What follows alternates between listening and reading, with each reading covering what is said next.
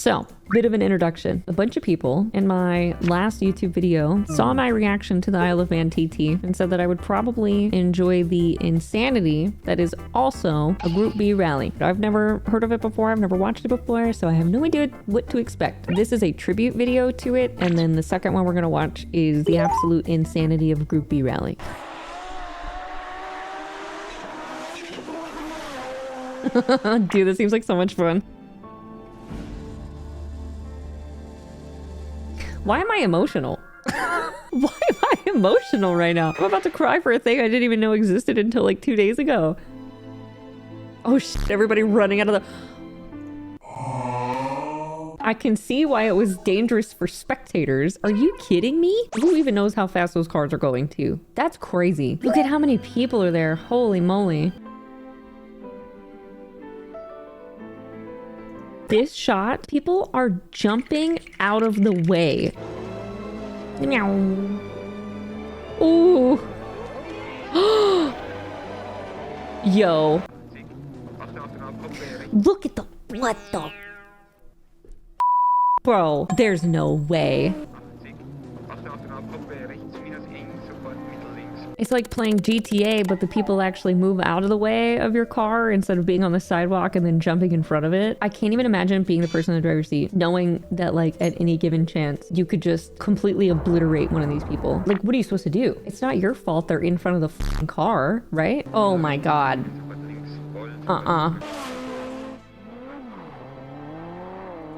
Yeah, okay, I'm gonna be honest. Obviously, it doesn't exist anymore.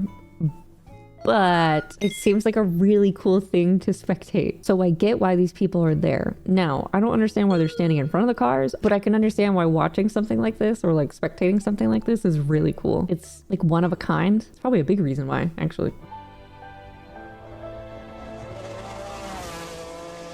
Did they always have a passenger? Because this guy had like a note taker. He's like the guy holding the map quest instructions, telling you which turn to take next. Does anybody remember having to do that? Or print out the directions to go somewhere using MapQuest? It's a nav guy. He tells what turns are coming up. That's crazy. And it was still too dangerous. This was like late 70s, early 80s. It wasn't around for very long. That's very telling of how dangerous it was.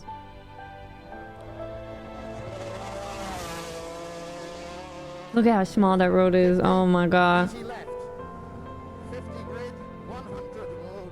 Oh, recovered. Oh, he just bumped it. Oh my God, that could have been so bad.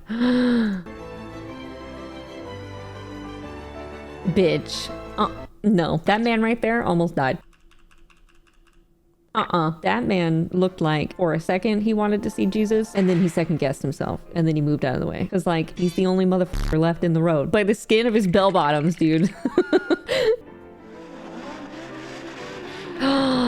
Yo, in the snow, that looks so cool. Oh my God, that's so cool. Oh, it sounds so good. Ow. Hold on. Yo, do you see how close he was to these people? Oh, I guess they kind of moved as it drives by.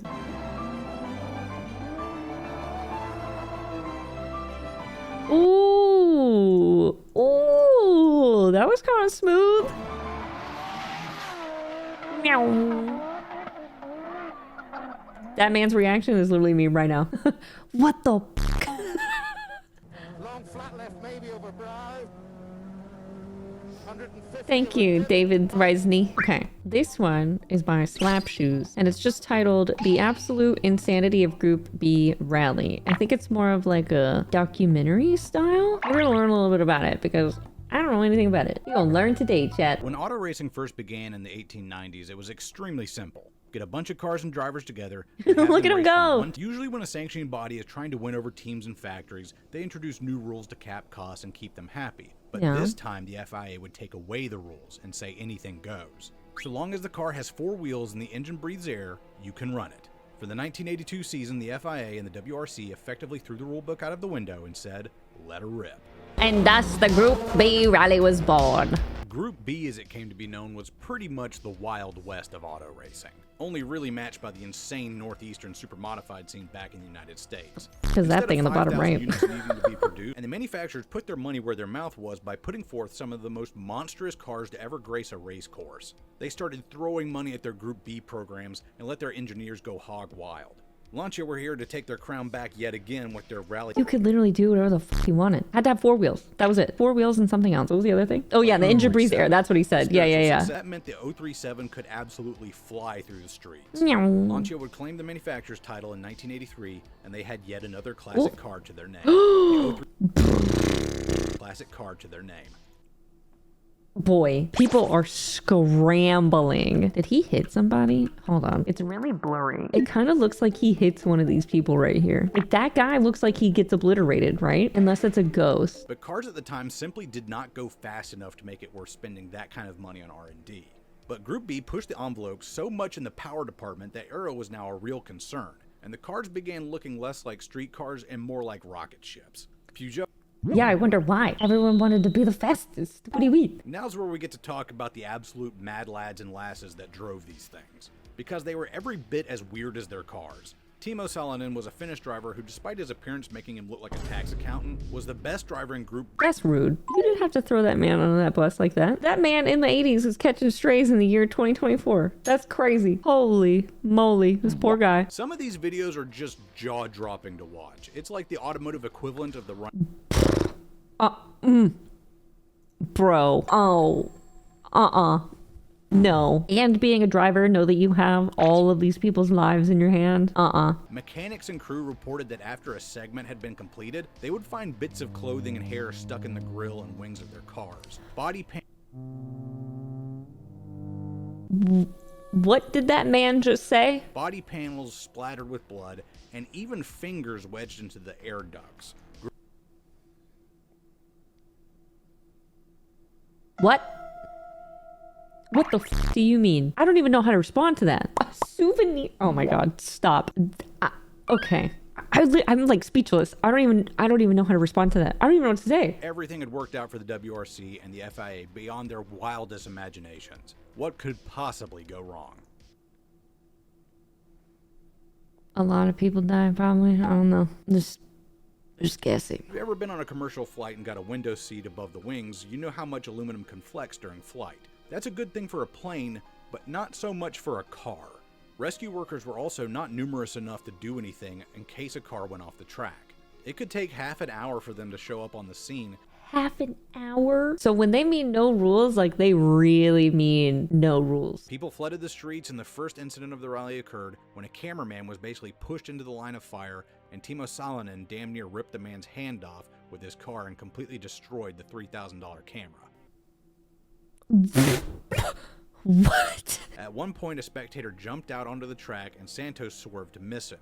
He then overcorrected and the car slid broadside into a group of people. His co-driver Miguel Oliveira said that in Group B the cars were so fast that he just had to look at his notes and feel the track turn for turn. But in this instance, he suddenly felt thuds and bumps as the car careened into the crowd. Bro, I can't believe this was even allowed for as long as it was. That's crazy. 32 people were injured and 3 people died, including a mother and her 11-year-old son. In a disgusting move, the FIA continued the race and did not tell the other drivers what had happened. That's so fucked up. Okay, so it didn't just end because it was dangerous. It ended because the people running it were absolute knobheads. Like, it's not just the fact that it's dangerous, it's the fact that it's dangerous and they didn't handle it well at all. After Group B's disbanding, Group A, the more strictly stock division, picked up the banner and marched forward. But this time with the restrictions and safeguards the drivers of the 80s had wanted. Now there were crowd limits, they had to be kept further back in most areas, and rescue personnel were more numerous with helicopters in the air and radio communications opened up between them. Now if a driver went off, their officials would know about it immediately and be able to send help within a few minutes rather than half an hour. Even still, rally racing remained popular all over the world. Well, yeah, because it's not like the dude in charge was acting like the reason it was so popular is because people were getting hurt. No. People want to see cool, fast cars, right? And then they just didn't do anything about the fact that people were literally getting hurt and dying. Like, yeah, of course. Once you start taking better care of that, it's not going to get any less popular. And if there's any silver lining to Group B and rally racing as a whole, it was that they have saved countless lives through these technological advancements. And even with all the new rules set up, limiting horsepower and boost and making the cars sturdier with steel, if you watch a modern WRC event, you can see that the true spirit of Group It's still B scary. never completely went away. Yeah.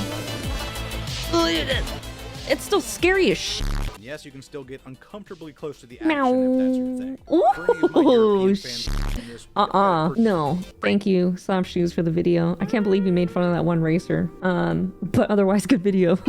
I kind of want to watch rally stuff now, but like modern day rally stuff. I'm definitely not interested in seeing the people like dying or almost dying. Like, yeah, hold the deaths and severed fingers, please. Like, I'm okay. I don't I don't have to see all that. I'm good.